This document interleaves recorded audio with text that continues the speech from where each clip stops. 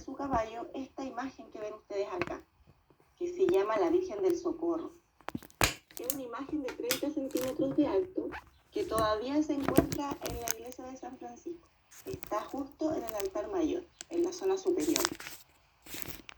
Él, en primera instancia, le hizo una pequeña capilla a esta Virgen, en honor a esta Virgen. ¿Por qué? Porque según él, lo ayudó bastante para ganarle muchas batallas a los nativos. Pero él siempre tuvo la idea de hacerle una iglesia más grande y no lo pudo realizar porque al viajar al sur, ¿no es cierto?, en su último viaje, él muere en la batalla de Tucapel. Y quien quedó al resguardo de esta imagen, de esta Virgen, fueron los franciscanos, ya que en 1553 llegaron a nuestro territorio y se asentaron primero en el Cerro Santa Lucía, o Cerro Huelén. Y luego el cabildo de la época, el cabildo de Santiago, que viene a ser como la municipalidad, lo que es hoy en día, le regala estos terrenos a los franciscanos para que construyan esta iglesia y puedan poner allí a la Virgen del Socorro, que luego, a fines del siglo XVI, la nombran como patrona de la ciudad de Santiago. Otro dato interesante de la iglesia es que en 1951 lo declaran monumento nacional, es decir, pasa a ser la iglesia un patrimonio nacional y no se puede intervenir, no se puede dañar, no se puede destruir, no se puede modificar sin un permiso especial. Esto fue declarado en 1951 porque en ese entonces se pensó en derribar la iglesia porque querían ensanchar la Alameda, que es donde se encuentra la iglesia de San Francisco, en pleno centro de la ciudad. La construcción de la iglesia, bueno, no sé si conocen o han ido a visitarla o han pasado por ahí. La iglesia tiene una forma rectangular, pero no siempre tuvo esta forma, sino que la primera construcción, la que finalizó en 1618, tenía la forma de una cruz, como ustedes pueden ver acá en esta línea negra, en el plano que vemos acá. Y las líneas grises que ven alrededor son las construcciones que se fueron añadiendo posteriormente.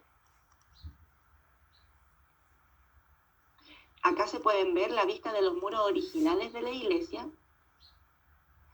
Esta parte que está acá fue añadida posteriormente, pero estos muros son los que se finalizaron en 1618. Están hechos de piedra, de mampostería, así se llama el trabajo que se hace, y lo hicieron con piedras que sacaron de el Cerro Blanco principalmente, un cerro que se encuentra actualmente en la comuna de Recoleta. Acá también se puede ver el techo de la iglesia de San Francisco y además los muros originales ya desde otra perspectiva. Hay que decir que la iglesia hace muy poco, en 2016 más o menos, se descubrió que tiene una construcción antisísmica.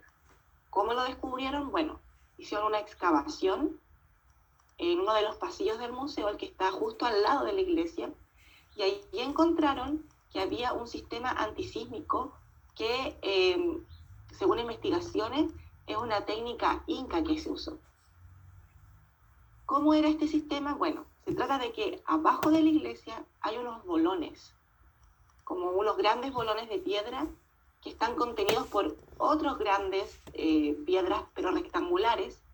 ¿Y qué es lo que provoca esto? Que cuando hay un terremoto o hay un temblor, los bolones se mueven un poco, muy leve, y esto hace que la iglesia pueda mantenerse en pie, o sea, seguir el movimiento antisísmico, o sea, seguir el movimiento de la tierra y no derrumbarse, ya que es el sistema que usan actualmente todas nuestras casas. Bueno, la mayoría de las construcciones en Chile tienen estos sistemas antisísmicos.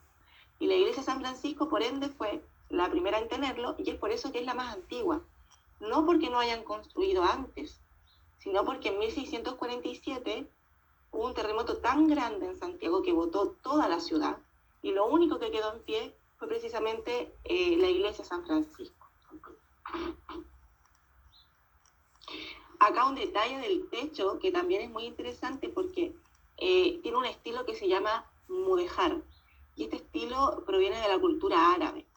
Entonces aquí vemos cómo en la iglesia hay distintas culturas, porque si bien la iglesia en sí es un sistema constructivo que proviene de Europa, tiene también técnicas en su construcción incas, y a su vez también tiene un estilo arabesco en su techo. Entonces ahí vemos una especie de sincretismo entre varias culturas.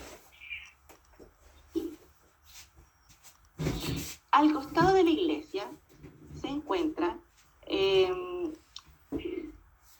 convento franciscano, que se terminó 10 años después que la iglesia, en 1628. ¿Me escuchan, no es cierto? Sí. Sí. Perfecto. Ya. Este convento se hizo para que precisamente los hermanos franciscanos pudieran vivir, ¿no es cierto?, que vivieran su vida conventual. Pero en 1969 la orden decide en pleno abrir este espacio, el primer piso, para convertirlo en un museo. ¿Por qué? Porque en su historia, en los más de 400 años de historia que tiene la orden, pudieron reunir muchas obras, y por esa razón decidieron abrir en el primer piso un museo, y el segundo piso todavía funciona como convento. Viven 8 franciscanos actualmente. Acá se puede ver la entrada del museo, y si se fijan, está este pasillo. Acá, de hecho, en este pasillo hicieron la excavación para poder ver, digamos, lo que había debajo de la iglesia. Y al final, si ustedes pueden ver, hay como una puerta, se encuentra la primera sala de las 6 que tenemos, y lleva el nombre de sacristía. ¿Por qué sacristía? Bueno, para los que no conocen o no saben, una sacristía es un lugar donde los sacerdotes se preparan para luego ingresar a la misa. Siempre se encuentra a un costado de la iglesia por esta razón. Y antiguamente esta sala era la sacristía, y acá se encuentran algunos elementos que nos hacen develar de que antiguamente lo era. Primero porque hay cajonerías donde antiguamente los sacerdotes guardaban allí su ropa, las vestimentas que ellos usan en las misas. Al entrar a la sala está esta puerta, que es la más antigua de Santiago. Se terminó de hacer en 1610, es incluso más antigua que la iglesia, y fue realizada por artesanos chilenos. Es bastante grande, mide alrededor de unos 4 metros de altura, muy grande.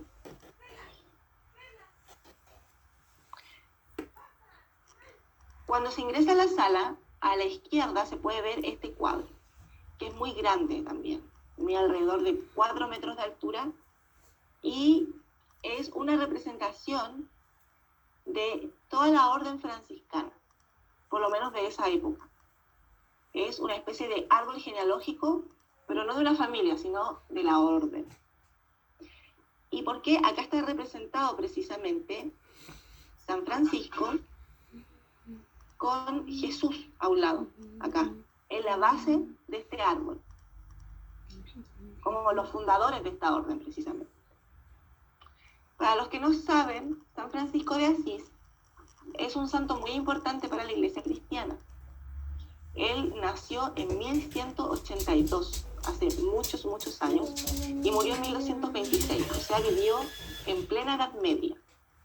¿Por qué es muy importante? Bueno, porque él en ese momento vino a reformar la iglesia. Con su orden, él lo que quería realizar era poder vivir lo más similar a Cristo. Y eso se había perdido un poco dentro de la iglesia en esa época. Lucas. Y además, ¿sí? Ay, verdad, y Lucas tiene una pregunta.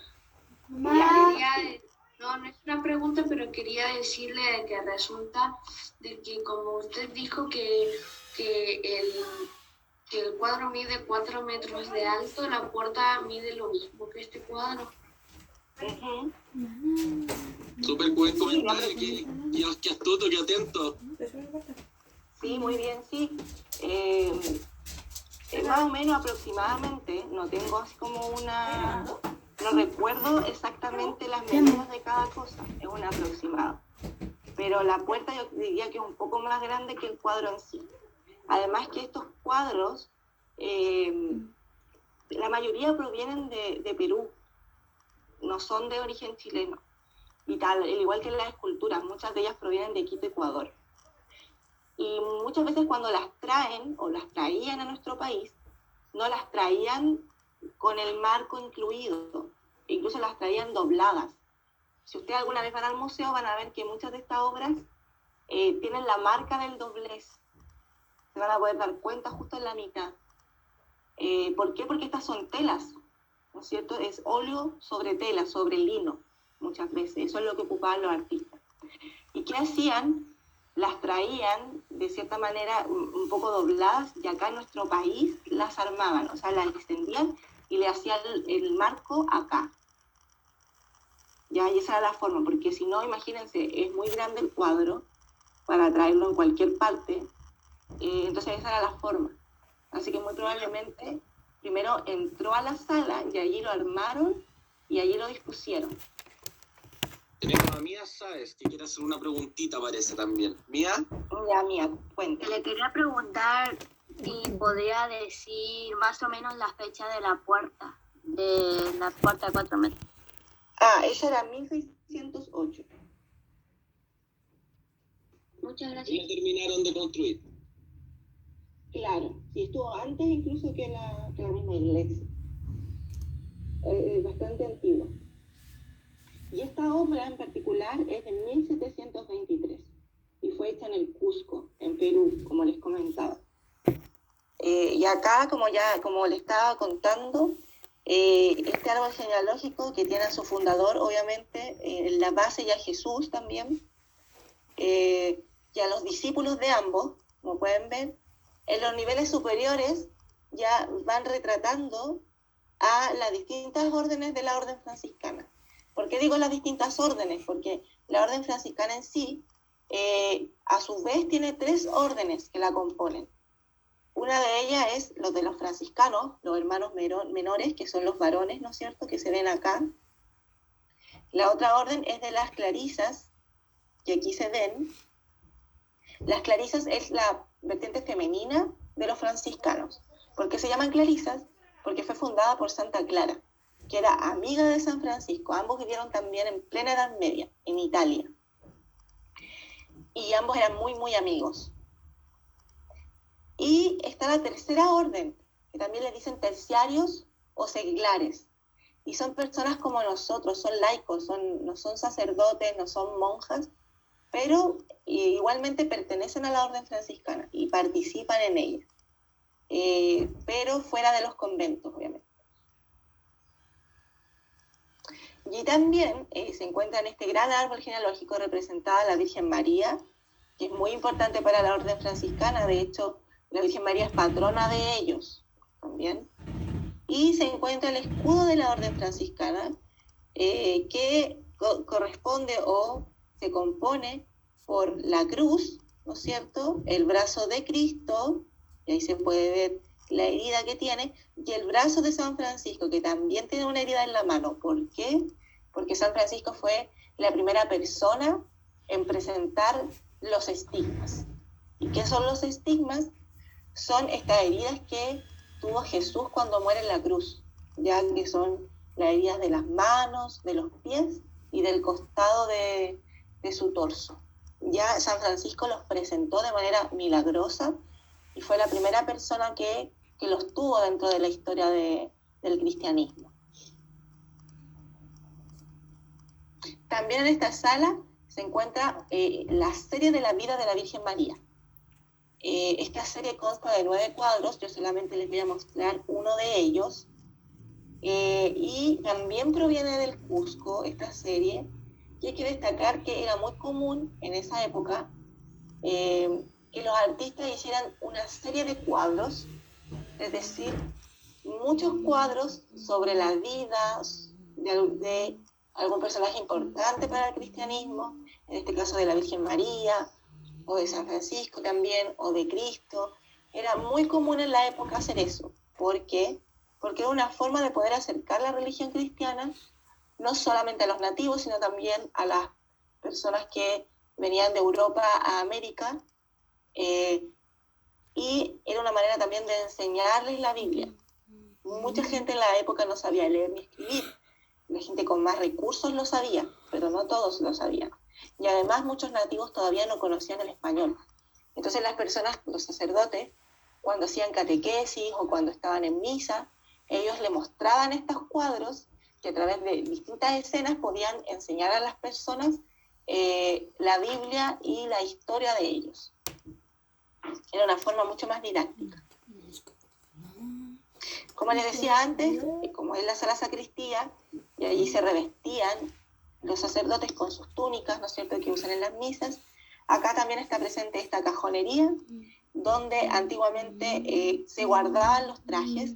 Incluso sale la inscripción con lo que se encuentra, digamos, en el cajón, o también con el tipo de misa al que se va a celebrar, ¿no es cierto? Ahí va explicado, digamos, en cada cajón.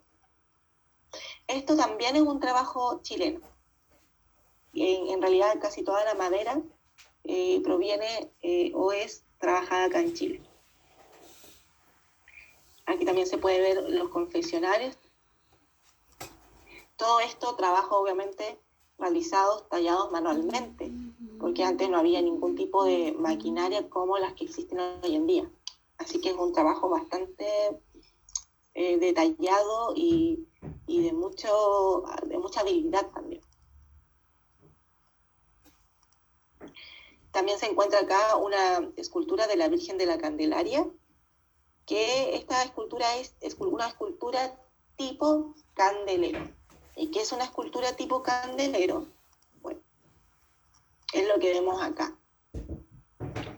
Todas las esculturas que vamos a ver son de madera, pero los artistas de la época le daban una capa fina de yeso y luego la pintaban, y por eso que pareciera ser que fuera de yeso o otra materialidad más fría. La escultura candelero consiste en que los artistas lo que hacían era solamente representar manos y rostro, pero el cuerpo es solamente una estructura de madera. Esto de nuevo responde a que estas obras, como provenían de, en este caso, Ecuador o Perú, los artistas decidieron hacerlo de esta forma porque era mucho más fácil transportarlas. E incluso muchas de ellas, las que son más grandes, las armaban en nuestro país cuando llegaban acá. Y además también, como estas imágenes se usaban mucho en las festividades religiosas, en las procesiones, era mucho más fácil cargarlas también. Entonces acá vemos cómo esta Virgen de la Merced está sin el traje que cubre, sin el traje que la cubre, y acá con el traje ya, y pasa muy desapercibido que no existe, digamos, un cuerpo como tal, ¿no es cierto? Porque el traje lo cubre completamente. La segunda sala del recorrido es la sala San Pedro de Alcántara. En esta sala está dedicada a este santo que vemos representado acá, que también pertenece a la orden franciscana. Tiene una similitud con San Francisco porque, bueno, él, San Pedro, era muy seguidor de San Francisco y trataba de realizar actos de penitencia bastante seguido. ¿Qué son actos de penitencia? Son como actos que la persona se autoimpone para hacer algún sacrificio, en este caso, para no caer, por ejemplo, en los pecados como la gula. Y él comía muy poco para no caer en ese pecado. Entonces, ese tipo de penitencias ellos se autoimponen para demostrar la devoción que tienen hacia lo que impone, digamos, la religión cristiana, ¿no es cierto? Por eso que se representa tan delgado. Ya, cuénteme. Tenemos preguntas. Isabel Pacheco quiere preguntar algo. ¿Cómo se llamaba la segunda sala? Sala San Pedro de Alcántara, igual que el santo que vemos acá. Ok, gracias. Y bueno, en esta sala, como está dedicada a la penitencia, a este autosacrificio que muchas veces se imponían los religiosos, están también algunos elementos de de castigo que ellos usaban, las disciplinas o látigos que vemos acá. Agustina también tiene una pregunta, estimada. Perdón por interrumpirla así nomás, pero ahí va a ser No, a mí me gusta eso, porque si no me siento que hablo sola y es como no, raro. tranquila, los chicos son Así que está súper bien. participativos, pero están atentos y bien todos calladitos, por eso. Agustina, Carvajal. Bien, eso del pecado, de lo que usted pronunció, de ese pecado que La decía. penitencia, la gula. Sí, ¿qué es? La gula es como uno de los 7 pecados capitales. Y la gula es cuando el exceso de comer. Cuando uno, para la religión cristiana, cuando tú te excedes en comer o comes más de la cuenta, eso es considerado gula y eso es un pecado. Bueno, gracias. Entonces, por lo menos la orden franciscana o los franciscanos, en esa época, sobre todo antiguamente, eran muy cuidadosos de no caer en ese pecado precisamente. Y sobre todo San Pedro de Alcántara, por eso se lo representa tan delgado, porque casi que se iba al otro extremo y comía muy poco, entonces, por eso esa representación. Martín Lemos, preguntita también parece. Sí. ¿De qué me perdí? Porque entré un poco tarde. Pucha, mi niño, después le decimos, porque vamos en la mitad de la visita, ¿ya? Así que paciencia. Bueno, te perdiste de que la iglesia de San Francisco es la más antigua de nuestro país. Ya se construyó en 1572 y finalizó la construcción en 1618. Ya, y se descubrió hace muy poquito que la iglesia tiene un sistema constructivo en su subsuelo que es antisísmico. Y es por eso que ha permanecido tanto tiempo en pie. Y este sistema antisísmico tiene que ver mucho con la cultura inca, con técnicas incaicas que descubrieron los investigadores. Ya, así que también está muy presente en los pueblos nativos en la construcción de esta iglesia. Y el museo está en el convento que se encuentra al lado de la iglesia. Ya está en el primer piso, el segundo piso todavía funciona como convento franciscano. Y ahora estamos en la segunda sala del recorrido, así que te perdiste una sala solamente. Y acá, bueno, también estos elementos son de flagelación, como les decía, de autocastigo. Con esto los sacerdotes se pegaban también para desterrar estos pensamientos de pecado o para sentir lo que había sentido Jesús cuando Él muere en la cruz. ¿Ya? También querían vivir, digamos, ese dolor para poder empatizar con Jesús y también para poder tener en cuenta el sacrificio que Él había hecho.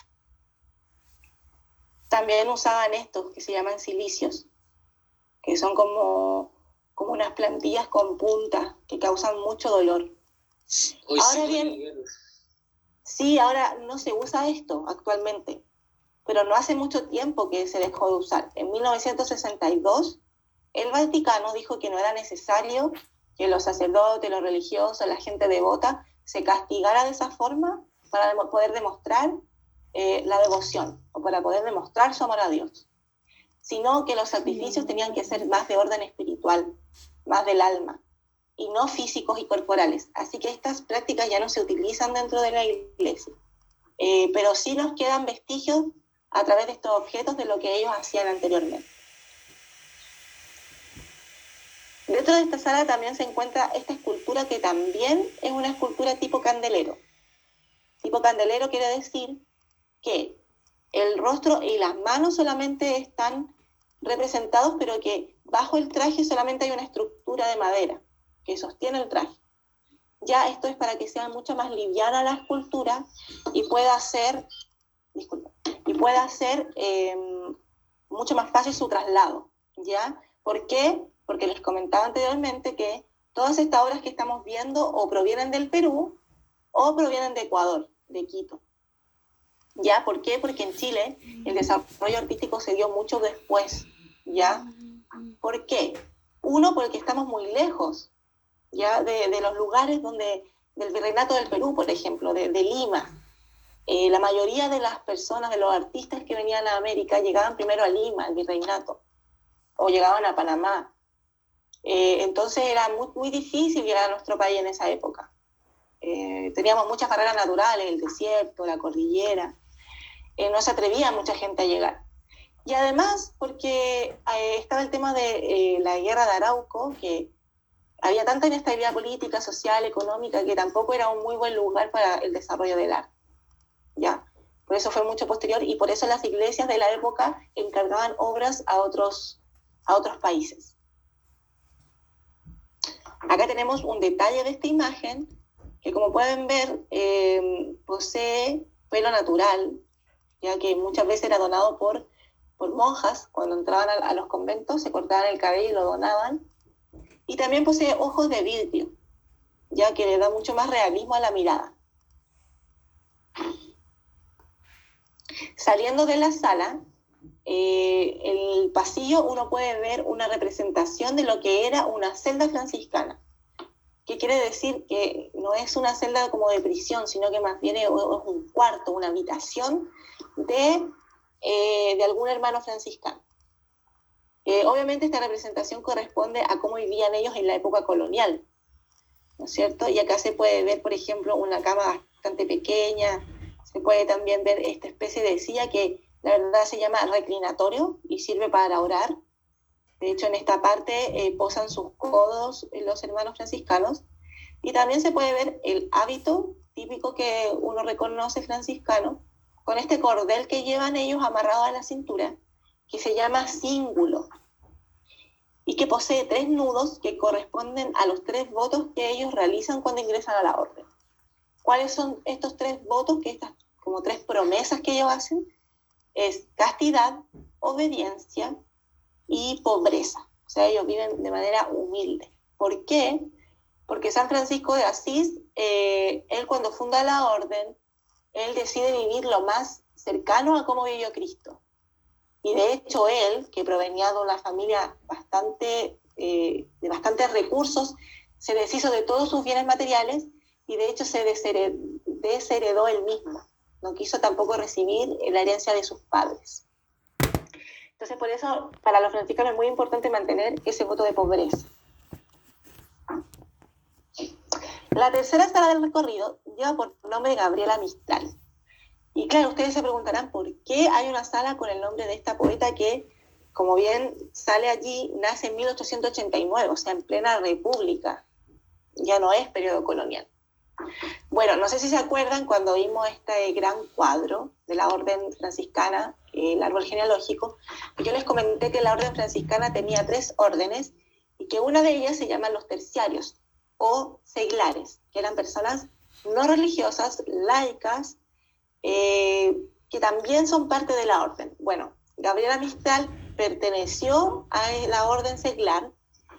No se sabe bien todavía en qué momento ella se hace franciscana, pero queda un vestigio de eso porque ella, como espero todos sepan, fue Premio Nobel de Literatura en 1945, ¿cierto? Ella fue el primer Nobel de Latinoamérica y fue la 5ª mujer a nivel mundial en recibir este premio. Y ella antes de morir, hace un testamento y en el testamento deja escrito que ella deja al pueblo de Chile, bajo la custodia de los hermanos franciscanos, la medalla del premio Nobel, que vemos ahí, y el pergamino, ya para que ellos lo resguarden y se encarguen de que lo pueda ver la mayor cantidad de gente, o sea, esté disponible para todas las personas. Entonces acá tenemos la medalla, ¿no es cierto? Por un lado se puede ver el nombre de Gabriela Mistral acá, y por el otro lado también aparece la cara de Alfred Nobel, que fue el que creó el premio. Alfred Nobel fue el inventor de la dinamita, y él en principio lo pensó para poder derrumbar edificios más fácilmente. Lo ideó de esa forma. Pero lamentablemente se empezó la dinamita a usar para la guerra. y esto a él le causó mucho pesar, como mucha culpa, digamos. Y por eso él decide, con la fortuna que él acumuló, crear este premio Nobel para poder premiar a personas que han hecho un aporte grande a la humanidad. Y hay distintos premios Nobel, está de ciencia, está también el de literatura, ¿no es cierto? Y se premia a la gente no solo por ser un buen escritor, sino también por llevar una vida que sea un aporte a la humanidad. Y en eso Gabriela Mistral lo fue completamente. ¿Por qué? Porque ella no solamente fue poeta, sino que también fue profesora. De hecho, ayudó, por ejemplo, al gobierno de México a realizar su reforma educacional, y por ello es muy recordada en ese país. Y además también fue cónsul, fue diplomática. Entonces realizó una labor bastante extensa en varias vertientes, en varios puntos. Además, en esta sala se encuentra el pergamino también del premio Nobel, ya que le dieron también en esa fecha. Ella fue a recibir este premio a Suecia, y acá se puede ver también que aparece nuevamente el nombre de Gabriela Mistral. Todo esto está escrito en sueco. La cuarta sala de recorrido lleva por nombre la sala capitular. En esta sala hay muchos objetos de distinta procedencia, como por ejemplo este cuadro que vemos acá, que se llama La Virgen con el Niño, Santa Clara y San Francisco. Esta imagen, esta obra, este lienzo, lo hizo Angelino Medoro, un artista italiano que llegó al territorio americano. No estuvo en Chile, sí estuvo en Perú, en Ecuador, en la zona de Bolivia también, que en ese entonces era el Alto Perú. Y él dejó bastante escuela en los artistas locales, le enseñó muchas técnicas europeas de pintura. Esta obra en particular se realizó en 1602 y es la más antigua que tenemos en nuestro país, realizada en el Virreinato del Perú. Representa a la Virgen con el Niño Jesús y San Francisco por un lado y Santa Clara, ya que ya les comentaba que son personajes amigos y ambos fundadores de la Orden Franciscana. También en esta sala nos encontramos con objetos realizados en los talleres de platería de Calera de Tango, ya que es una localidad que se encuentra en la región metropolitana, ¿no es cierto? Y que durante el siglo XVIII, a comienzos del siglo XVIII, comenzaron a realizarse estos objetos de plata gracias a la llegada de la Orden de los Jesuitas. ¿Ya? Parte de la Orden de los Jesuitas llegó a Calera de Tango y empezaron a realizar todos estos objetos de plata, como esta arquilla, ¿no es cierto? O estos cálices también, todos objetos para ser usados en las misas, ya por lo menos los que se encuentran en el museo. ¿Cómo llegaron al museo? Si es de la Orden de los Jesuitas. Bueno, ¿por qué? Porque hicieron un intercambio. Los franciscanos tenían y tienen todavía muchas huertas. Ya el convento que nosotros vemos ahora, o la iglesia, es mucho más pequeña de lo que antiguamente era. El convento incluso está ubicado también en lo que hoy en día es el barrio París-Londres. No sé si conocen ese barrio, pero está justo detrás de la iglesia, y antiguamente eran terrenos que pertenecían al convento. Entonces allí ellos tenían huertas, muchas huertas, y cosechaban de todo un poco, mucho alimento. Y precisamente intercambiaron estos alimentos por estos objetos que vemos acá. Y es así como llegaron al museo. También está esta custodia que vemos acá, todo hecho platería. La custodia es donde dejan la hostia, este pan sin levadura que dan en las misas, la dejan allí una vez que está consagrado, está bendecido.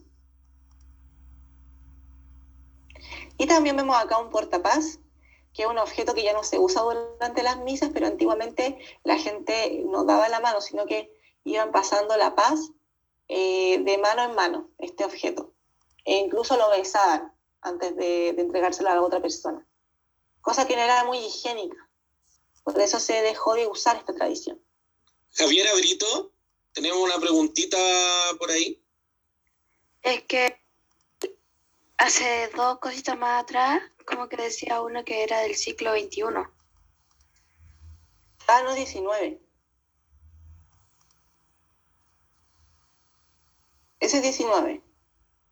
Sí, en el museo también hay cosas que no todas son de la época colonial, porque muy antiguas, pero hay unas cosas que son de siglo XIX o siglo XVIII. Por ejemplo, el Ya que que- está ahora, el que viene después de ese. Ujú. Pensaba que era Ese- 21. Ah, no, ese es el 18, siglo XVIII. Claro, no es época colonial en sí, pero bueno, en la República igual se siguieron haciendo objetos de arte sacro, como se le conoce, o arte religioso. No estaban en desuso totalmente, pero el auge que tuvieron obviamente fue en la época colonial, porque en esa entonces era donde se necesitaba con mayor urgencia poder decorar la iglesia, poder también enseñar sobre el cristianismo. Entonces ahí fue su auge, digamos, su apogeo en esa época.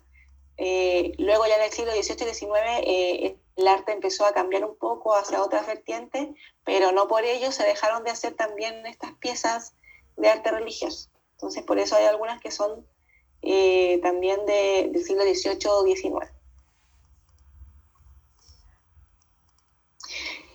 Acá también en esta sala encontramos esta sillería de coro, que es de origen chileno también, como les comentaba, porque es madera, pertenece al siglo XVII, y en estas sillas siempre se suele ubicar, digamos, a los sacerdotes que solamente están viendo la misa y no realizándola. Pero... Y también en esta sala nos encontramos con esta obra que se llama El degollamiento de San Juan Bautista. Ya, para los que no conocen a San Juan Bautista, él aparece en la Biblia y fue la persona que bautiza a Jesús. Y bueno, y es por eso que también se nos suele bautizar a nosotros, por este acto que realiza San Juan Bautista con Jesús en el río Jordán. Él, después de ese suceso, pasa un tiempo y es asesinado por orden del rey Herodes, el rey de la época, y acá precisamente se ve el momento exacto en el que es asesinado. Es bastante cruel la imagen, si ustedes la ven, pero es muy característico de la época, del arte colonial de la época, sobre todo el arte americano, de que las escenas que mostraban eran muy, digamos, reales, o trataban de buscar demostrar esa realidad. ¿Por qué? Porque están contando la historia, ¿no es cierto? Pero acá lo interesante es que vemos a San Juan Bautista, ¿no es cierto? Acá que es degollado por esta persona. Pero también este mismo San Juan Bautista está representado acá arriba. ¿Ya? Está representado como en el paraíso, ¿cierto? Entonces vemos aquí a San Juan Bautista. ¿Sí? Isabel Pacheco. ¿Quién es esa persona que está atrás de la reja? Ah, bueno, algunos investigadores que han estudiado la pintura señalan que muy probablemente el artista quería representar a un seguidor de San Juan Bautista. ¿Por qué? Porque en la Biblia se cuenta a uno de los seguidores de San Juan Bautista, Jesús se entera de lo que a él le ocurre. Bueno, San Juan Bautista y Jesús también eran cercanos, ¿no es cierto? Y contemporáneos. San Juan Bautista es un poco mayor que Jesús. Entonces en la Biblia se cuenta que un seguidor le va a contar a Jesús de esto, y es por eso que aparece esta persona, digamos, mirando, ¿no es cierto? Quien después le va a informar a Jesús lo ocurrido. Y bueno, aquí está el verdugo, ¿no es cierto? Aquí está el carcelero, y acá está el joven, que luego en una bandeja de plata le lleva la cabeza de San Juan Bautista al rey, como para demostrar que la orden que él había dado se había cumplido. Entonces, Ya sabes. Mía. Es que si no me equivoco, creo que San Juan Bautista y Jesucristo eran primos, si no me equivoco. Sí, yo igual, yo eso no lo tengo muy claro, la verdad, pero creo que sí eran familiares, o provenían del mismo linaje de David, que se dice, que todos provienen como del mismo linaje. Pero ahí no estoy tan segura de eso. así que no te lo podría confirmar. Tendría que confirmarlo después con algún sacerdote. Y bueno, este cuadro fue realizado en el siglo XVII y lo realizó un pintor que se llama Melchor Pérez de Holguín, que es un artista del Alto Perú, la actual Bolivia, ¿no es cierto? Y como les decía, es muy usual en los artes en los cuadros del arte colonial o de este tipo de arte sacro, que los protagonistas o el protagonista aparezca más de 2 veces, ¿no es cierto? Aquí aparece en esta parte, ¿no es cierto? Pero también aparece acá representado ya en el paraíso, siendo recibido por estos ángeles. ¿Por qué? Porque le da una cierta narración a la obra, ¿ya? Y nos permite ver lo que ocurre antes, lo que ocurre después, etc. La quinta sala y penúltima del recorrido lleva por nombre la Gran Sala. Esta es la única de todas las salas que se realizó exclusivamente para el museo. Antes no existía, cuando no estaba el museo en curso. Y acá está albergada una de las series más importantes de la colección, porque precisamente habla de la vida de San Francisco, y se compone de 54 cuadros que fueron realizados entre los años 1668 al 1684. ¿Y dónde los realizaron? También en Perú.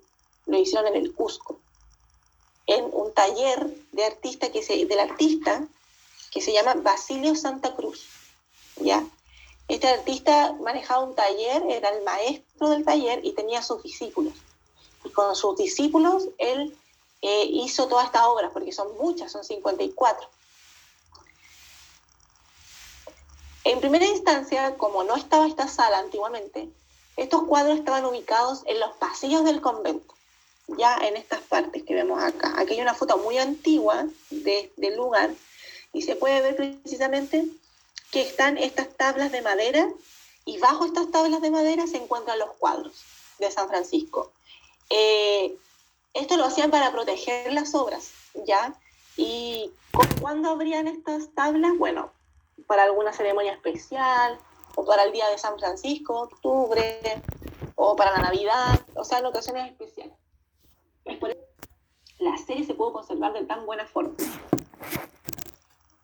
Aquí un acercamiento de estas tablas de madera, ¿no es cierto?, que están tapando los cuadros. Y acá una de las primeras obras de la serie, yo les voy a mostrar algunas porque son muchas, pero acá se ve, por ejemplo, a la madre de San Francisco dormida y a este ángel que a través de un sueño le comenta a la madre de San Francisco, que se llama Pica, si se le conoce, que va a tener un hijo. ¿Ya? Estimada, una pregunta. Dígame. Bueno, esa es una de mis obras favoritas en todo caso, que yo la he ido varias veces y la conozco, y me gustaría que le contara, si puede, a los niños de qué está hecha, con qué está pintada.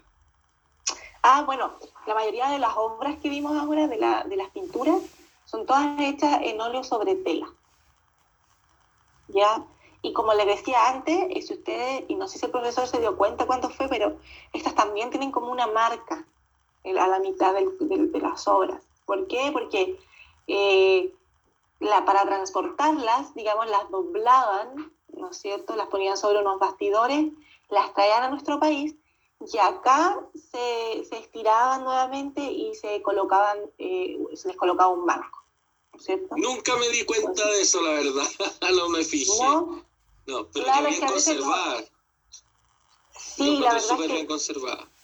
La verdad es que yo creo que es de las series mejor conservadas de San Francisco que se encuentran, sobre todo porque, por ejemplo, en el Perú, en Ecuador, el clima a veces es un poco desfavorable, ¿no es cierto? Y hay más humedad, y acá en Santiago no lo es tanto. De hecho, de esta serie hay una igual en el Cusco. Ya pintaron una igual, el mismo taller, y no está completa, no está tan bien conservada como esta. Y claro, como yo les comentaba, ¿por qué está también conservada? Bueno, porque está cubierta, digamos, la mayor parte del tiempo. Y además porque también se le hizo una restauración, se le ha hecho alguna restauración, ya, para poder conservarla hasta la fecha. Además, en este cuadro, si ustedes pueden ver, hay un querubín sosteniendo esta cartela de texto, ¿no es cierto?, que está en toda la serie. Cada cuadro tiene esta cartela de texto que explica lo que está ocurriendo en la obra. Y esto les servía mucho, sobre todo a los catecistas, a los que enseñaban a través de imágenes la vida de los santos. ¿Por qué? Porque era como una ayuda a memoria para ellos. O sea, si de repente se olvidaban de qué trataba un cuadro, podían leer rápidamente lo que aparecía allí y poder explicarle a los demás lo que estaban viendo. Obviamente está escrita en castellano antiguo, así que si ustedes alguna vez van al museo van a ver que les va a costar un poco leer o no van a entender por qué hay tanta esa falta de ortografía, ¿no es cierto? Pero es porque es castellano antiguo. Otra de las obras de la serie es el nacimiento de San Francisco. Y acá también es muy interesante porque hay muchas escenas de esta historia representadas acá. Primero, hasta acá vemos a la madre de San Francisco en la cama con problemas de parto, ya porque le costó un poco tener a San Francisco. Pero a la casa de la mamá de San Francisco, que es una casa bastante rica, o sea, San Francisco vivió en una familia muy rica. Su madre pertenecía a la nobleza, precisamente. A esta casa se acercó un viajero, un peregrino. En algunas historias dicen que es un ángel y otros dicen que es un hombre. Y este peregrino que se ve acá, se acerca a la casa para decirle a las sirvientas de la mamá de San Francisco que ella tiene que ir a parir a un lugar más humilde, si no nunca va a poder tener a San Francisco. ¿Ya? Entonces ya es algo milagroso que ocurre. Y le hacen caso y la mamá de San Francisco va a parir a una especie de establo que estaba al lado. Y se puede ver acá esta escena, ¿no es cierto? Entonces acá se empiezan a ver las similitudes entre la vida de San Francisco y Jesús. Ya siempre la iglesia cristiana, la iglesia católica siempre ha hecho, no todas las corrientes, pero muchas corrientes han hecho una similitud con San Francisco y Jesús, es muy usual. Y acá hay una prueba de ello, ¿no es cierto? A su vez después, la madre de San Francisco le presenta al niño nacido a este hombre, ¿no es cierto?, que aquí lo sostiene, y luego esta misma persona, este mismo ángel, porque es un ángel, ¿no es cierto?, le cuenta la noticia a estas personas que están acá, que son parte del paraíso. O sea, esta es una escena del paraíso, de las puertas del paraíso. Y ahí aparece este mismo ángel contándole la noticia a estas personas, que se alegran nuevamente por la llegada de Francisco. Y acá, al otro extremo, está el infierno representado. Ya, el infierno que no está contento con la llegada de San Francisco. Martín Lemus y Javier Abrito después de Martín. ¿Alguien famoso es esa pintura? Bueno, no se sabe el autor, porque son varios autores, la verdad. Pero el que hizo la pintura, o sea, el maestro encargado de la serie fue Basilio de Santa Cruz. Claro, no, quizás popularmente no es muy conocido como otros pintores que uno más conoce, pero es muy reconocido dentro del arte virreinal, que se le llama también, o el arte colonial. Además porque él era un nativo, era indígena. Entonces, es uno de los primeros pintores también indígenas que son muy reconocidos y que alcanzó un nivel bastante alto. Javi. Así que así se llama, Basilio de Santa Cruz. Javi. Tiene una pregunta, Javi Brito.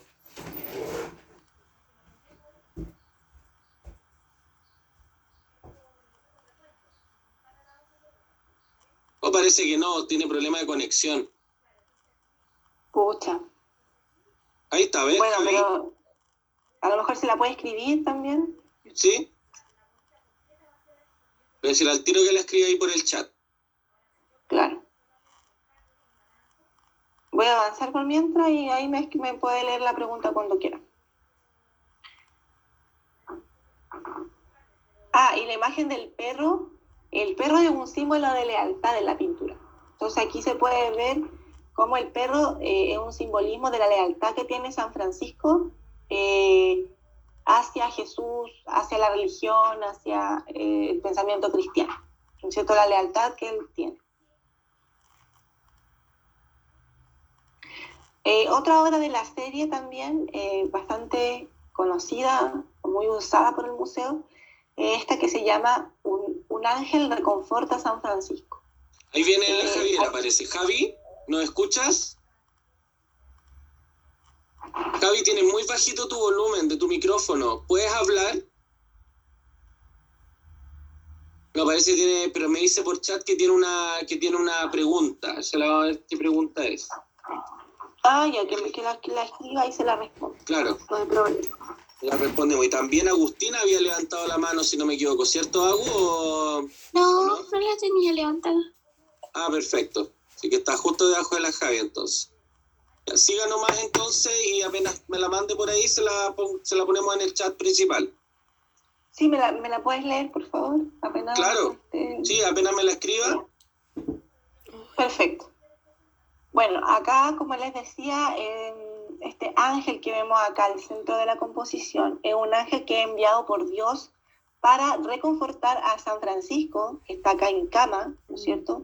Y está enfermo. Ya es una obra que... ¿Sí? Ahí llegó la pregunta, dice, ¿quién era ese bebé que sostenía ese señor en la anterior? Es San Francisco.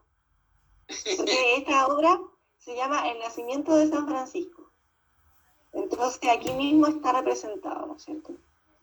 Que ya una vez nacido, la madre de San Francisco, que está nuevamente representada acá, se lo presenta, porque igual gracias a él pudo parir a San Francisco, porque como estaba teniendo problemas de parto para parir en su propia cama, y gracias al consejo de esta persona, de este ángel, es que ella logra ir a parir a otro lado y logra tener a San Francisco sin ningún problema. Entonces aquí está San Francisco bebé. Y estos acá son ángeles, querubines. Súper. Y acá ya, claro, y acá San Francisco ya está adulto, ya más enfermo, ¿no es cierto? Y está siendo reconfortado, consolado, digamos, por este ángel a través de la música. Ángel que está vestido con la moda de la época de producción del cuadro, o sea, con la moda del siglo XVII del Perú. Y está vestido también como si perteneciera a una corte, no está vestido con un traje muy humilde, si ustedes pueden ver. Y las alas que poseen los ángeles en esta serie son muy particulares, porque son muy coloridas. Ya los artistas de la época o los artistas de este taller se basaron mucho también en las mismas aves que ellos tenían a su haber. ¿Por qué? Porque, por ejemplo, ellos para estudiar toda esta iconografía cristiana que proviene de Europa, ellos lo que tenían más a mano eran los grabados. Y los grabados no tienen los colores, los grabados solamente es una imagen que se imprime en cualquier tipo de superficie, ¿ya? Pero no tiene color, solamente se puede ver la forma, la textura, pero no el color. Entonces los artistas no sabían muy bien de qué color eran las alas de los ángeles que representaban en Europa. Entonces es muy interesante porque aquí las pintan como ellos piensan que son las alas, como ellos las ven en las aves. Entonces eso también es una característica muy particular de las obras de esta serie, ¿no es cierto? Y de las obras en general en América. Bruno Cortés. ¿Cómo se llama el instrumento que le está tocando el ángel a San Francisco? Muy buena pregunta. Se llama vihuela. Se escribe B corta, o V mejor dicho, V, I, H, U, E, L, A, vihuela. Y es un instrumento que actualmente no se utiliza de mucho. Se utilizaba sobre todo en la música barroca, música de la época, y era usado también en las cortes. Por eso que este ángel está médicamente vestido como que viniera de la corte del rey, ya por su ropa y además porque posee un instrumento de vihuela que es un instrumento era mucho más refinado. Ya en ese ese entonces la guitarra, por ejemplo, no era muy bien vista en los círculos de poder, digamos, en las cortes. Era un instrumento que usaba más la gente, el popular, más del pueblo. Entonces la vihuela era el instrumento más característico de los reyes, de los virreyes, etc. Pero ya no se utiliza mucho en la época. O sea, hoy en día. Otra pregunta de Javiera dice, ¿por qué todos los personajes miran fijamente? Dice, ¿por qué están mirando como fijamente? Bueno, esas son una costumbre, digamos, que usan algunos artistas como para poder un poco entablar cierta relación con el espectador. Pero es una tradición que se usa mucho, también se usó mucho en Europa. O sea, si recuerdan también a la Mona Lisa, este cuadro tan famoso de Leonardo da Vinci, también es alguien que mira al espectador. Como, y logró el efecto con Javiera, parece. Lucas tiene preguntas también. Magdalena y Agustina. Vamos en ese mismo orden, por favor. Parte Lucas. Yo tengo una pregunta. ¿Por qué hay una cabra debajo de la cama en la que está San Francisco? Ya, buena pregunta. Bueno, sí, San Francisco. Sí, muy buena pregunta. Es más bien un cordero. Y muchas veces el cordero, no sé si han escuchado la palabra del Cordero de Dios, que antiguamente... El pecado del mundo. Claro, y que se refieren a Cristo también. El cordero muchas veces hace referencia a Cristo, como el símbolo de Él. ¿Por qué? Porque antiguamente, no sé si usted alguno ha leído la Biblia o tenía la posibilidad, pero antiguamente los cristianos hacían sacrificios con animales para demostrar también cierta devoción a Dios. Entonces muchas veces usaban el cordero, que era un animal que acompañaba mucho, sobre todo a las personas que trabajan con la tierra, etc. Entonces se usa mucho el simbolismo o se usa mucho la comparación entre un cordero que es sacrificado y Jesús, que también fue sacrificado, que también sufrió en la cruz. Entonces, este cordero es un símbolo de Jesús y como siempre está presente en la vida de San Francisco. Magdalena. Tío, ¿qué están haciendo los angelitos? Ellos también están acompañando a este ángel. Tienen también instrumentos musicales. Hay uno que tiene una partitura, hay otro que está como cantando, hay otro que tiene aquí un violín, como ustedes pueden ver. Entonces están como acompañando a este ángel que es mayor, como arcángel, ¿no es cierto? Lo están acompañando con música. ¡Qué observadores! Por Dios, qué increíble. No, Bien, ojalá vayan al Agustina. museo. Sí, Agustina, que termine la pandemia y lo llevo, feliz. Agustina Carvajal. ¿Quién fue el que pintó esa pintura? Como te decía, no se sabe exactamente el nombre de la persona porque fue un trabajo colaborativo, fue un trabajo de muchas personas. Pero el maestro que hizo la pintura, o sea, el maestro que dirigió a todas estas personas fue Basilio Santa Cruz. Acuérdense que todos estos cuadros son de la serie. Bien, Isabel Pacheco. ¿Qué es lo que trae ese hombre en la bandeja o plato?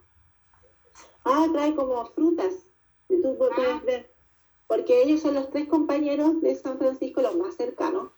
Entonces, bueno, hay uno que también ve a este ángel, tiene la posibilidad de verlo. Este que está dormido es porque no pudo ver este acontecimiento. Por eso está dormido, no estuvo presente. Ya. Y el de acá, bueno, como está enfermo San Francisco, le lleva comida, lo está atendiendo. Y claro, aquí se ven algunas frutas como uvas, melocotones, duraznos, ¿no es cierto? Entonces, por eso le está llevando comida a San Francisco, ¿ya? Porque se encuentra en reposo. Este cuadro como que anticipa un poco también lo que después va a ser su muerte, porque ya cuando una vez que cae enfermo, ya después no puede volver a sanarse. Y de hecho, claro, anticipa lo que es después el entierro de San Francisco que tenemos acá. Por ejemplo, este cuadro aquí está firmado.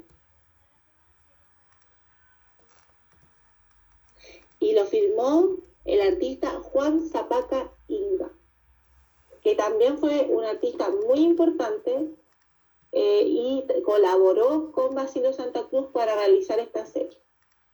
Y esta obra en particular la firmó. No era usual en esa época que las personas firmaran los cuadros.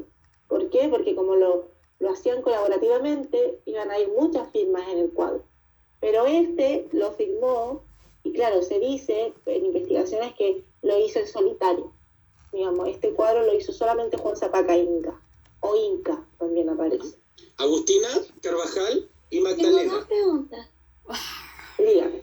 La primera es de ¿por qué razón murió San Francisco? Bueno, no se sabe muy bien por qué muere. Lo que pasa es que empezó a tener como una falla, como se llama, multisistémica, como en muchas partes de su cuerpo. Se dice que tenía problemas al hígado, también se dice que tenía problemas a los pulmones.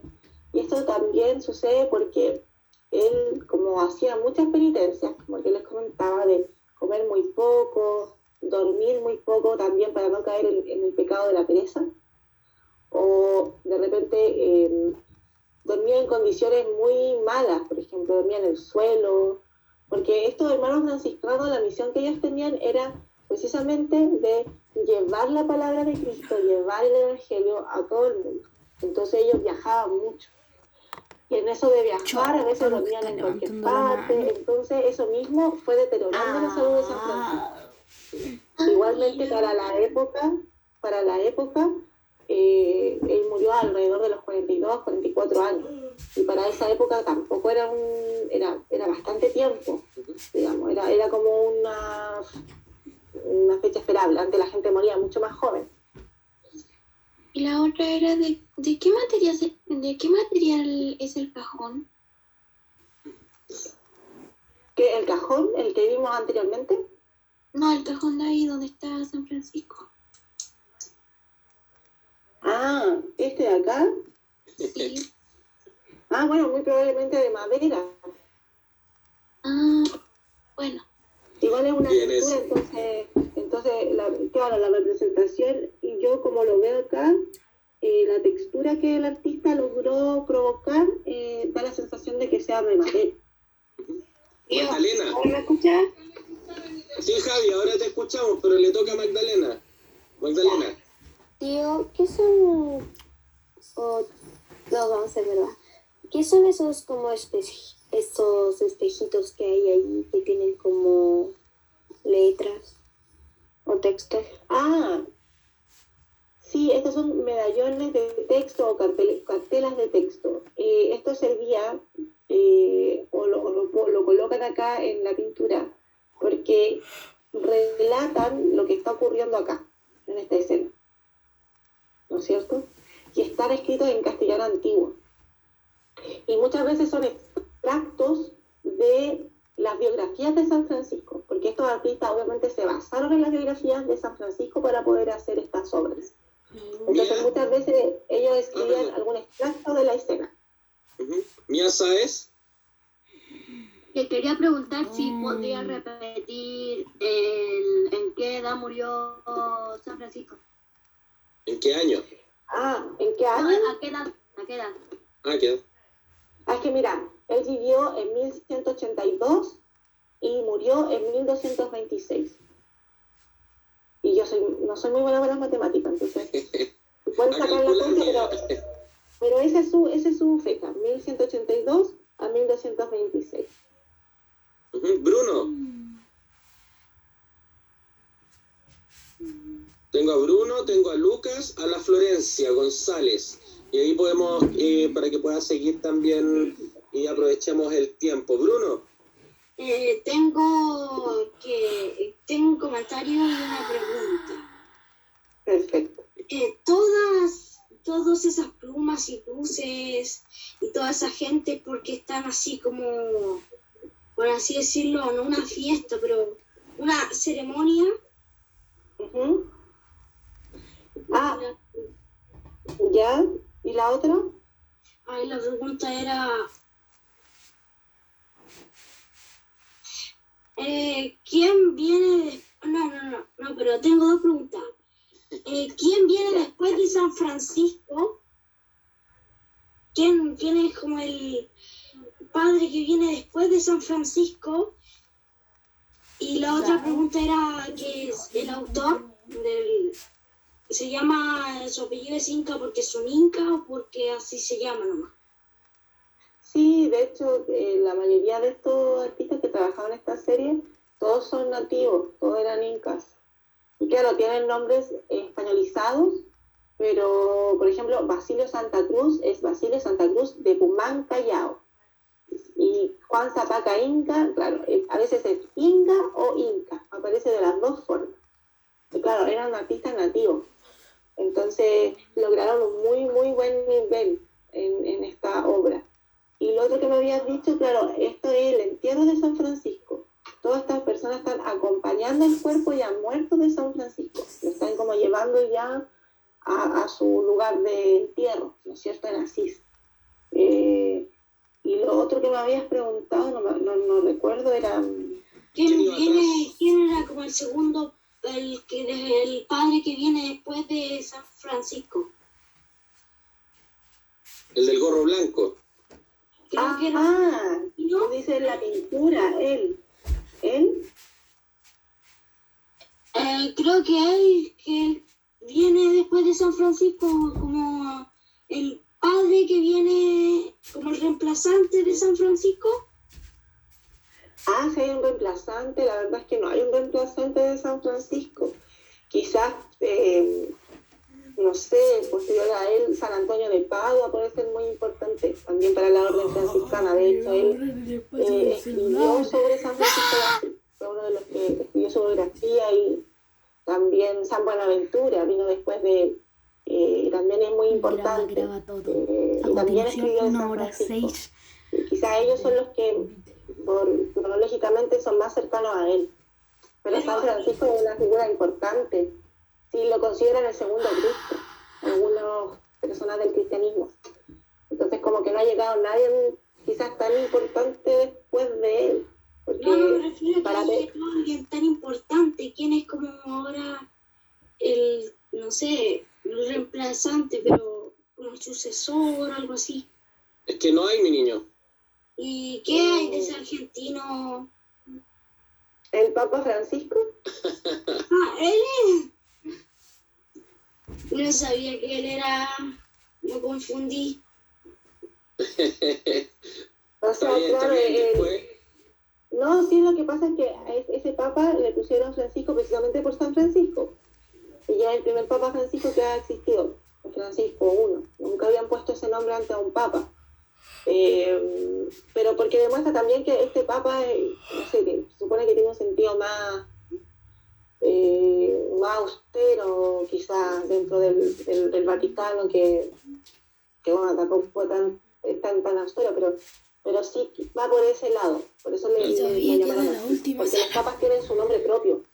Si, por ejemplo, no recuerdo bien el nombre del Papa Francisco, no me lo sé en este momento, pero cuando pasan a ser papas, la iglesia les coloca otro nombre, los renombra, por así decirlo. Lucas Flandes. Quería decir, por lo que había dicho antes la Carvajal, que por qué había muerto, y le dijo a usted que era por problemas con los pulmones y problemas en el hígado. Eso se llaman problemas digestivos y respiratorios. Claro. Buen comentario. Sí, no se tiene muy claro, porque piensen que él vivió en plena Edad Media. Entonces, la historia en ese entonces, cómo se escribía, era mucho de boca a boca, mucho de comentarios. Entonces, ustedes saben lo que pasa cuando uno cuenta algo, que siempre se va desvirtuando. Entonces, no se sabe bien con exactitud de qué murió. Entonces, se dice que fue como una falla multisistémica, o sea, de diferentes sistemas, excepto el sistema digestivo, sistema respiratorio, etc. En ciencia feliz se lo comento, mi niño. Feliz se lo comento, todo lo que quiera esos detalles. Florencia González. Hola, bueno, yo tengo una pregunta de que hay como una cabañita que hay como por donde están las casas. Hay como una tipo cabañita negra con cruz Entonces, ¿qué es eso? ¿Esto? No, ¿Esto de acá? lo que ¿Esto? está al lado, sí, ese negro. Ah, esto es como un estandarte. No es una Es como un cabañita, mira, banderín es de como, tela, una bandera. es como, claro, el banderín de tela de los... Estos son los hermanos capuchinos que tienen la capa. Y eso es estandarte. Ya, Que están acompañando. y hay como Ay, un celular poquito, estúpido. como al lado de Francisco, hay como un... Ay, Hay, celular. es como algo negro que está como al lado del papá, o sea, al lado del pastor. ¿Ya? Eso que está como bien encima. No, es como algo que tiene como, es negro con blanco y tiene como decoraciones doradas. Negro, blanco y corazones dorados. Esto es un báculo. No, es lo que está como donde está el pastor, al lado del pastor hay como algo negro, así como que va tapando algo. Ah, al ladito, acá justo en... Mira, váyase un poquito a la izquierda abajo. Ay, eso, ¿Esto? eso. Sí, eso. Ah, una persona acá. Mira, es una persona que está con la vestimenta litúrgica, con vestimenta de misa. ¿Lo ves? Aquí está la Pensaba que no cabeza de la tenía persona. cabeza. Claro, es que está como un poco como escondido, así como... Es que la cabeza es como súper chiquitita. Claro, sí. Está inclinada, claro. Isabel. De hecho, yo iba a preguntar algo así. Que si había Pero visto Javi, mal. estaba la Isabel primero. Javi, espérala un poquito, ¿ya? Pues tú te incorporaste después. Isabel, Pacheco. Que si San Francisco lo estaban mostrando muerto, ahí sin ocultarlo, sin una tapa, así, o si lo hicieron de madera para cubrirlo. Sí, o sea, recordemos, chicos, que esto es una representación de lo que ocurrió, porque esta obra la hicieron en el siglo XVII. Han hecho Entonces, como seis quizás no fue así el preguntas entierro de más San de Francisco, no lo sabemos. en una. Esto es lo que Imagínate más o en menos, o 4 ellos se basan o mucho en los en 10. escritos. ¿No es cierto? Que ya les decía que es complicado los escritos de historia en No esa me época, enteré de porque las 12. tienen la rigurosidad que hoy en día tiene un escrito que hace un historiador, que busca documentos, que busca fuentes. En ese entonces era más la historia oral, que alguien la tomaba y la escribía. Entonces se desvirtúa mucho. Pero esto responde a que muchas veces cuando hay personajes muy, muy importantes, y sobre todo religiosos, los tienen sin tapa y recostados para que la gente pueda despedirse de ellos de forma más cercana, para que todos puedan verlos.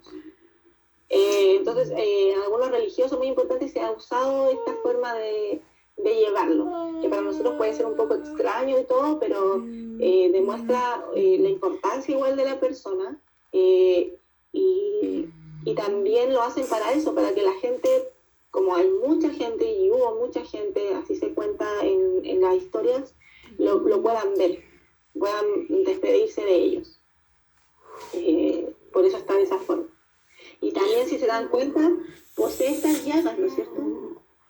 Está representado todas sus llagas, todas sus heridas de los estigmas, los pies, las manos, ¿no es cierto? Y aquí al costado. Martín Lemus. Y terminamos con Magdalena y el comentario de Javiera, por favor, chicos, porque tenemos que avanzar. Recuerden que estamos en una visita, que estamos como súper acotaditos en el tiempo, ¿ya? Así que vamos a tomar, Martín, por favor, su pregunta. ¿Quién era el padre de San Francisco? Ah, se llamaba Pedro... Ay, se me olvidó el nombre. Pero se llamaba Pedro, que se me olvidó el apellido de San Francisco. De Valdivia. No, nada que ver, Javiera, no interrumpa así, por favor. Sí. No, pero se llamaba Pedro Valdechi, no. Es otro. Hoy me quedé Lo averiguamos, no se preocupe, Perdón. no se lo averiguamos. Yo creo Yo que se me lo olvidó el nombre averigué. del padre de San Francisco, pero es italiano. Yo porque era un mercader de telas. Y de hecho no se llevaba muy bien con San Francisco, porque lo consideraba lo consideraba muy raro. Él era una persona más apegada a lo material, quería que su hijo siguiera su negocio, y de hecho hay una escena en esta serie donde el padre lo castiga fuertemente a San Francisco porque él empieza a demostrar, le regaló unas telas a unos pobres sin su permiso, entonces lo castiga. Y bueno, y luego de que lo castiga, San Francisco como que dice, bueno, ya no eres mi padre, el único padre que yo reconozco es a Dios. Y ahí se desliga de su figura paterna y se queda sin herencia, sin nada. Se desliga de todos sus bienes. 1:15. Bueno, y Magdalena, terminamos contigo. Magda. Atrás como que hay un mantel. Hay como un mantel. ¿Esto? Atrás. Sí. Bueno, no es un mantel. Ya se supone, porque recordemos que estos son artistas nativos, son artistas indígenas, que estaban aprendiendo las técnicas europeas de perspectiva. ¿Ya? La perspectiva, no sé esa palabra, es algo que recién empezó a realizarse en las obras en el Renacimiento. Ya por ahí por el 1500 en Europa se empezó a descubrir, sobre todo Da Vinci, nuevamente, que él fue muy precursor de eso. Pero ellos estaban recién aprendiendo estas técnicas incaitas, entonces a veces un minutito, ya vengo. No se preocupe. Los niños, un segundito. No se preocupe.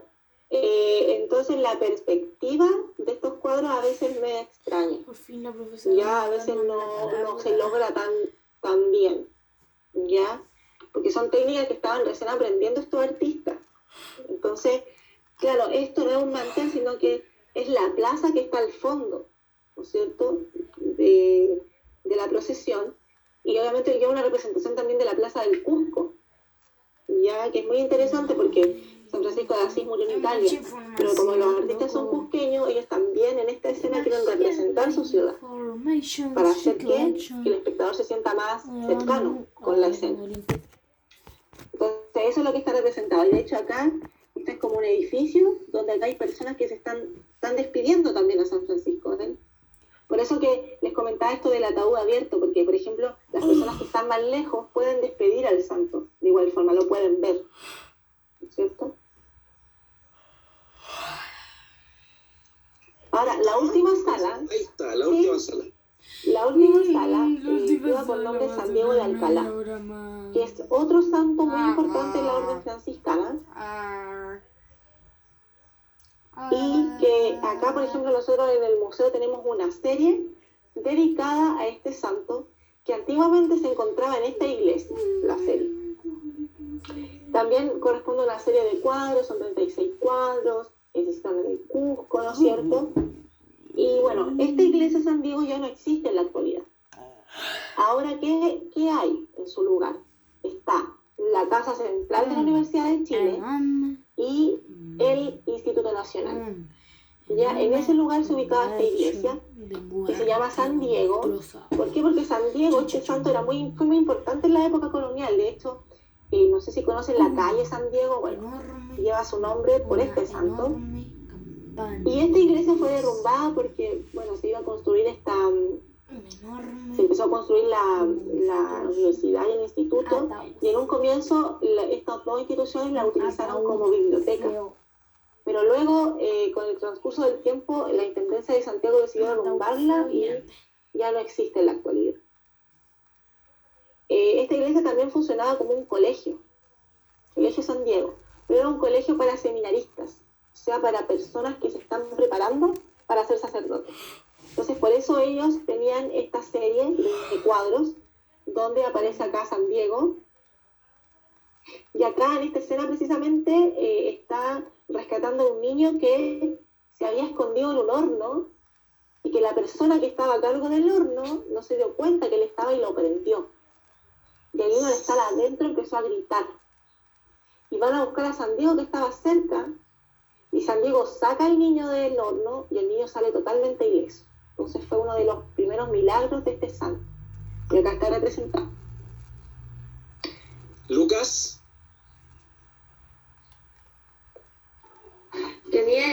que nos demoramos tanto en el cuarto, en el último cuarto que vimos de la quinta sala, que sentí como si literalmente hubiera visto todos los cuadros de la quinta sala. Ah, Que bien. eran 59, 58, algo así.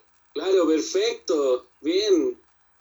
Sí, es que estas obras tienen mucho detalle y ustedes son muy perceptivos, entonces si nosotros, cuando se analiza cada detalle, claro, se toma mucho tiempo por obra. Sí, podríamos De estar hecho, toda la mañana en el museo, chiquillos. Toda la mañana. no, todo un fácil. día, podríamos estar día todo un entero. día incluso. pero, No, pero sigamos. No se preocupe. pero sí, no hay ningún problema. Ujú. Suele pasar. Bueno, acá también ¿Qué se aparece iba a San pasar, Diego, profe? ¿no es cierto?, con su hábito franciscano, aquí se ve el símbolo, ¿no es cierto? Y acá él está haciendo una prédica o convirtiendo a personas árabes, ¿no es cierto?, que se puede ver por este tocado, al cristianismo. Acá él está ubicado en las Islas Canarias, que son unas islas que están al sur de España, y que en su momento estuvieron ocupadas por los árabes. Entonces, por eso él viaja a este lugar precisamente a hacer misión, a entregar la palabra de Cristo. También en esta sala nos encontramos con esculturas de la Virgen del Carmen, sobre todo esta que, bueno, es la mejor foto que tengo, entonces por eso se la estoy mostrando. Fue recientemente restaurada también. Y, bueno, representa a la Virgen del Carmen, Virgen que es muy importante para nuestro país porque ella fue patrona del ejército de Chile en el periodo de la independencia. Bueno, todavía lo es, pero en el periodo de la independencia fue cuando se escoge a la Virgen del Carmen como la Virgen que va a acompañar al ejército. Y es por eso que después, una vez ganada la independencia de nuestro país, se erige un templo en su honor, que es el templo votivo de Maipú, que sí lo conocen. Y de hecho ahí también, en Maipú, en ese templo, hay un museo, que se llama Museo del Carmen, ¿ya? Y que también tiene bastantes obras coloniales y posteriores. La Virgen del Carmen se le suele representar con una corona porque se le considera como reina y patrona de Chile. Y además viste el hábito café, o marrón, mejor dicho, que corresponde a el hábito que usan las monjas carmelitas. Y por último, la última obra que les voy a mostrar son este fanal, que los fanales son obras que, a diferencia de todas las obras que hemos visto, se encontraban en las casas de las personas. Eran una especie de pesebre o un antecesor del pesebre. ¿Por qué? Porque eran muy usados, sobre todo en la época navideña. Estas obras, lo interesante que tienen es que son esculturas que están cubiertas por estas cúpulas de vidrio, y la gente, las familias, le iban colocando elementos de su propiedad a estos fanales. Entonces se iban decorando de la manera que ellos querían. Ya estas obras provienen de Quito, Ecuador, y precisamente se representan muchas veces al niño Jesús o a San Juan Bautista niño. Acá lo vemos nuevamente. San Juan Bautista, pero como niño. ¿Ya?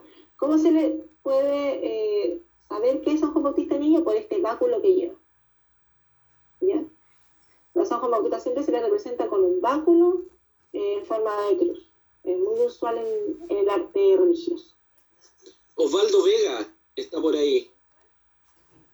Ella decía que llevamos tanto tiempo que Te iba a decir lo mismo, que piensa que se ha visto el museo entero. No, y son como la cuarta parte de las obras que hay. Claro. Tenemos un comentario más. Tenemos a Bruno Cortés. No, es que quiero decir que creo que sé cuál es el apellido del padre Pedro de Valdivia. Pero creo que lo anoté. No era Pedro de Alcántara. Valdivia, pues, mi niño. O sea, sí, de Francisco, de San Francisco. Pedro de Alcántara, algo así. No, él no es el padre. Él es otro santo, San Pedro de Alcántara. Él de hecho vivió después que San Francisco, porque él perteneció a la orden franciscana. Entonces es posterior. San Pedro nació en 1399. Y se acuerdan que yo les dije que San Francisco nació en 1182, entonces son muy, muy lejanos. Y San Pedro de Alcántara no es que sea un apellido, es que él pertenece a la ciudad de Alcántara. Lo mismo que, perdón, de Alcántara. Lo mismo que San Diego de Alcalá. Él le dicen San Diego de Alcalá porque perteneció a la ciudad de Alcalá. Es como que dijeran Daniela de Santiago, porque soy de Santiago, una cosa así. Entonces, por eso tienen ese nombre. Ezequiel, y terminamos contigo para esta. Ezequiel Guerrero. ¿Qué representa el niño en el fanal? Lo que pasa es que los fanales son una especie de imaginería cristiana un poco más amable, más afable. Entonces se utiliza mucho la imagen del niño Jesús o del niño San Juan Bautista como una forma de acercar a estos personajes de una manera más pura, más inocente, más cordial. Porque las escenas que veíamos anteriormente, algunas son más crudas, más fuertes, como para tenerlas en un hogar. Entonces los fanales eran una especie de imaginería cristiana más íntima, y claro, como para tener en la casa era mucho más como mucho más acorde o mucho más armonioso tener la imagen del niño Jesús o de San Juan Bautista niño que de una crucifixión, por ejemplo, o un tema como el degollamiento, ¿no es cierto? Entonces, por ese sentido, era mucho más armonioso la presencia de la figura de un niño, ¿no es cierto? Es por esa razón. Gracias. Y bueno, por último, chicos, les voy a mostrar algunas imágenes del jardín. No son muchas, pero el jardín central del museo, que nosotros siempre hacemos el recorrido por toda la sala y finalizamos acá para que ustedes y los estudiantes puedan distenderse un rato, conocer también a los pavos reales que están. Este es Crisóstomo, el pavo real macho, y Clara, la pava real hembra, ¿no es cierto?, que lleva su nombre, por supuesto, por Santa Clara. Acá otra imagen un poco más grande de el jardín, que es bastante grande, ¿no es cierto? ¿Por qué? Porque San Francisco es un santo que está muy ligado a los animales, a la naturaleza.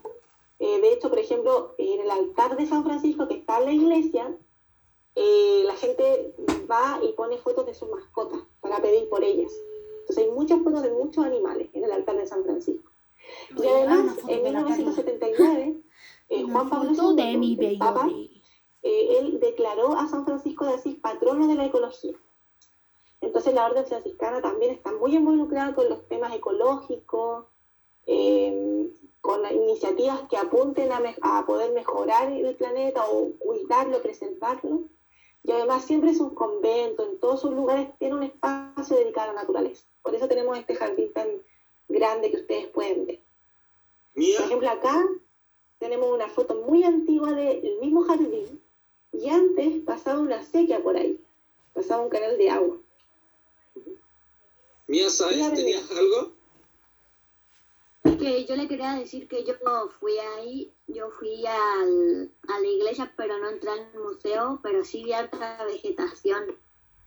Ah, sí, porque de la iglesia tú puedes ver el museo, hay como una ventanita, ¿no es cierto? No, es que en la entrada del museo, tú miraste. mi mamá entré y vi por la rejita, pero no se podía entrar porque creo que estaba cerrado. Qué pena. Sí, pues sí, hay mucha vegetación. Y ahora en primavera, mucho mejor. Se ve muy lindo el jardín.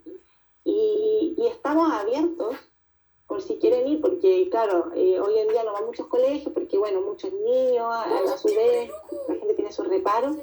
Pero ustedes pueden ir quizás con algún familiar, si se entusiasman. Estamos abiertos de lunes a viernes, ¿sí? De las 10 hasta las 2 de la tarde, y tenemos una hora de conexión, y después volvemos de las 3 a las 4:30.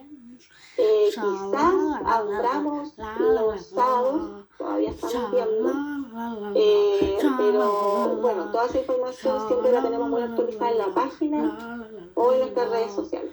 Museo San Francisco de Chile.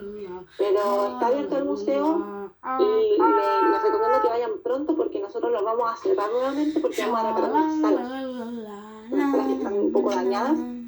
Entonces vamos a tener que cerrar por unos meses el museo para esa reparación. Así que les recomiendo que vayan lo antes posible. Súper. Martín Lemus, terminamos contigo la última palabrita. ¿Qué quiere decir patrono? Patrono que es como alguien que está a cargo o resguarda cierto tema o cierta comunidad. Por ejemplo, la Virgen María es patrona de los franciscanos. Entonces ellos, ante cualquier emergencia o no sé, ante cualquier problema, ellos recurren a esta imagen, como que recurren a resguardarlos, a que ella los pueda resguardar y contener. En el caso de ser patrono de la ecología es porque este santo está en comunión con el tema de la ecología, está empapado de ese tema. Entonces, la orden que es parte, o la orden que fue fundada por él, tiene que hacerse cargo de este tema, porque su santo fundador resguarda o cuida a la naturaleza y a la ecología. Entonces, por eso los franciscanos hoy en día hacen iniciativas que contribuyan a mejorar el planeta, que contribuyan a promulgar la ecología, porque San Francisco es su patrono y así lo hubiera querido, digo. ¿Y por qué lo escogieron a él? Porque bueno, él tiene muchos extractos de su historia donde él tiene un contacto muy directo con la naturaleza, como que él puede conectarse mucho con los animales, le obedecen. Hay un pasaje en la vida de San Francisco que se llama El Lobo de Gubbio, que es donde él, por ejemplo, logra que un lobo que era muy agresivo se amance y pueda convivir con la gente de la ciudad. Y él como que tiene esa conexión con la naturaleza que es casi una conexión como la que antiguamente hubo en el Edén, antes de que lo expulsaran a Adán y Eva. Él como que viene un poco a restaurar esa conexión que había antes de la expulsión de los hombres del Edén. Entonces también eso es interesante en San Francisco, por eso es patrono de la ecología. Creo. Súper. Y eso, chicos, no sé si les quedó claro o tienen alguna duda o... Sí,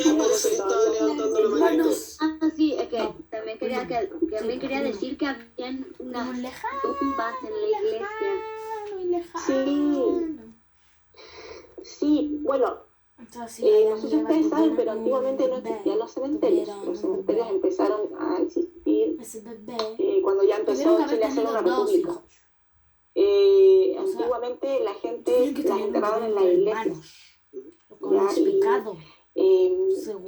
ejemplo, en la iglesia hay una cripta que está abajo. De hecho, en Instagram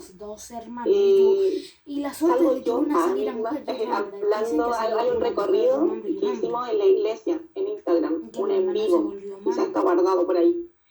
Y ahí bajamos a la cripta, mostramos la cripta de la iglesia. Y uno de los personajes importantes que está enterrado ahí es Marina Ortiz de Gaete, la viuda de Pedro de Valdivia, la esposa que dejó en Europa. Ella después viaja a América y a ver a su marido, pero no logra encontrarse con él porque muere antes de su llegada. Pero al final Marina Ortiz de Gaete quedó viviendo en Santiago y la enterraron ahí en la iglesia de San Francisco, así que ahí está su tumba. Y claro, y también está la tumba de otros frailes franciscanos que han vivido en el convento. A todos los frailes que viven allí los entierran en esa cripta. De hecho, justamente ahora con esta visita estamos nosotros cerrando la época colonial de Chile para pasar ya a la época, ¿cierto?, un poco más moderna. Por eso ahí está, queríamos traerlo y te agradecemos, oye, un montón. Toda la información, son los chicos muy participativos, extremadamente curiosos. Mi curso siempre y qué bueno dejar la invitación y que tienen el Instagram, ¿cierto? Para que ellos que también ven harto internet y pueden conectarse y ver videos y todo, porque es un tema interesante. Y claro, los chicos a lo mejor hubieran querido ir todos juntos, pero por el tema de los aforos y que el hecho que estamos en sistema remoto, no podemos juntarnos, tomar el bus y ir para allá, por eso, ¿ya? Pero si alguno quiere visitar, vayan a visitárselo, 100% recomendado. Ya un fin de semana, claro. Para el día cuando sea, no sé si todavía es el día de cuando se abren todos los museos, el día de la cultura. ¿Cómo se el ve, día del loco? patrimonio. ¿El Día del Patrimonio? No, casi siempre en mayo. ¿Cómo se Y ve? esta vez se hizo Se ven nuevamente, las se hizo virtual. cositas. Llevamos 4 años consecutivos todo virtual. Y esa era una de las Pero- opciones también que tenían. ¿Cómo se ve? Claro, pero ahora todavía estamos se abriendo de lunes a viernes. Se Entonces, ven ahí los cuadritos. es un poco complicado el horario a veces porque, claro, Supongo en que el horario ya de terminó, trabajo. ¿no? Y estén atentos a las redes sociales por si en una vez abrimos el sábado también. Entonces, Mira, súper. Como Eso, pues el- muchas gracias por la visita. Chicos, espero que estén contentos. Despídanse Yo tengo de TikTok. nuestra guía que nos acompañó. Nosotros nos vemos en nuestra sala, así que pueden salir si quieren. ¿Cuál era el horario de empezar? de las 10 El horario está en la página. Así que lo vamos ¿A qué hora a volvemos a clases, profe? Profe, ¿a qué hora empieza la otra clase? al tiro a la sala, al tiro. Ah, ya. Ah. Y ahí le doy el ritmo. Chao.